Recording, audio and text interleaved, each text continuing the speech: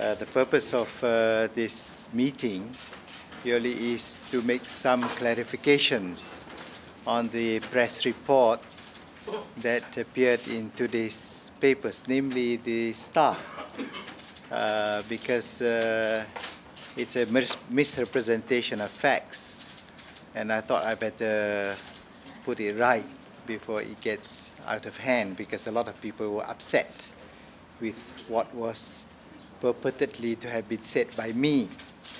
Actually, I didn't say all those words that were in the press today.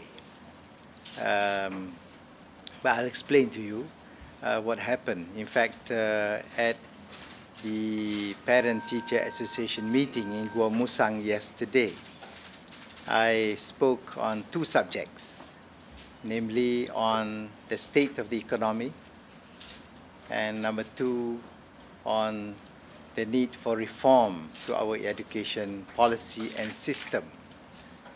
But before touching on these two subjects, I did comment on the cabinet, the new cabinet lineup, which I stressed on the fact that it is the hope of a lot of people, including myself, that the cabinet should be able to bring back confidence to the leadership of the country, without which we shall not be able to tackle a lot of the problems facing the people and the country, namely corruption, racial disharmony or tension, and the global economic problem that is going to affect us, or is already affecting us, because of the falling export prices and export earnings. And these are the things I touched on. And I did say that the new cabinet has to work very hard. Number one, in order to regain the confidence, and number two, in order to bring back people to put money in this country, in order to generate more economic activity, particularly those that could provide the multiplier effect, in order to create more employment opportunities and more business opportunities. And I did comment on the stimulus package, the second stimulus package, which I said amounted to 60 billion as announced in Parliament recently. But I said when you analyze the package itself, I think only 15 billion of the 60 billion announced are hard cash that are going to the people, directly or indirectly, whereas the rest are in the forms of tax exemptions and bank guarantees, which not many people are going to benefit. But crucial in a fight against situation like this, when faced with global economic recession, going back on the classical experience, then I think you need to garner support within the economy, meaning you must generate more activity within the domestic economy. Therefore, you must encourage people to spend, either to spend for consumption purposes or spend for investment purposes. And therefore, we have to generate that activity ourselves. We cannot rely on the external sector, because the whole world is engulfed in this economic downturn, and nobody has spare cash to hand out to us at this point of time. So because of that, I think all the more the government should focus its attention on the need to bring back confidence, and there must be teamwork to work, and we all will help to make sure that whatever policies, practical policies that government put forward are implemented properly and purposefully in order to resolve the problems faced by the people. And these are some of the salient things that I said in my speech yesterday concerning the economy. Then, of course, I turn on to the education. I said we need to reform the education policy and education system. We cannot go on with the old policy that was enunciated in 1956, 57, when we wanted to lay the foundation for the creation of a new nation to unify the people of all races and all creeds.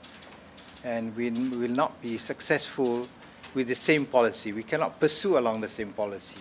And that same policy has been marked and changed about by people who have been brought in to run the Ministry of Education. Sadly, things have gone out of shape, and as a result, our children have suffered.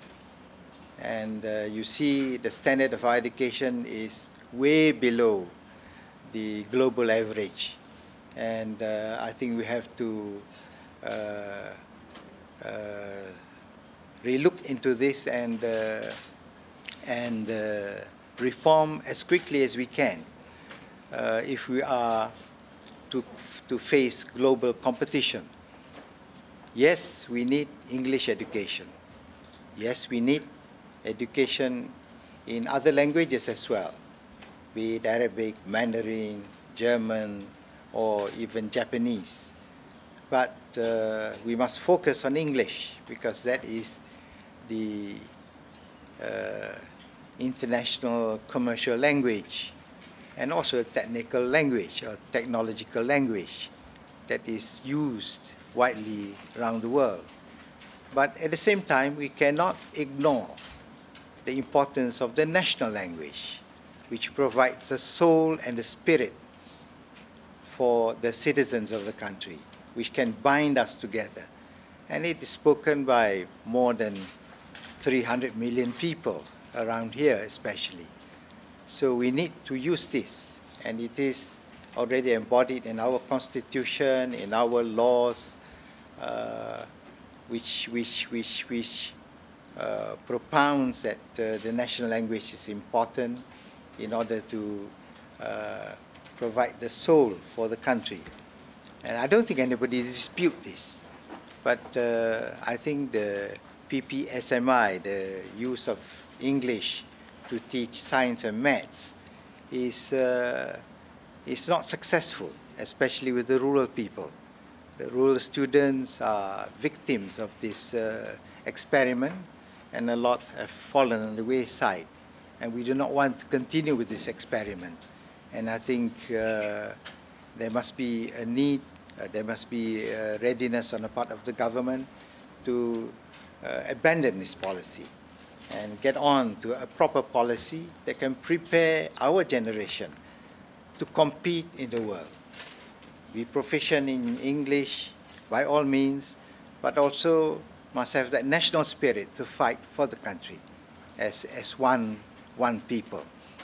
And I think the new team, which is the cabinet team now, should look into this seriously and not just push it aside, despite the murmuring, the opposition to the policies that have been in place for the last 6 years, nearly 7 years.